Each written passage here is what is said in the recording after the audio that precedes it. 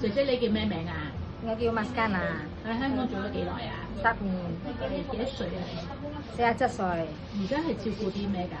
而家照顧婆婆，係點樣照顧佢啊？幫佢捉片，係同埋落街去公園做運動啊。做運動。係啊你使唔使咪去醫院覆診啊？要啊要啊。哦，你識煮啲咩餸啊？幫佢做菜湯、炒菜、蒸魚、燜雞翼、燒雞，咩？識唔識煲湯？食煲啲咩湯？西洋食湯，係幫佢食湯。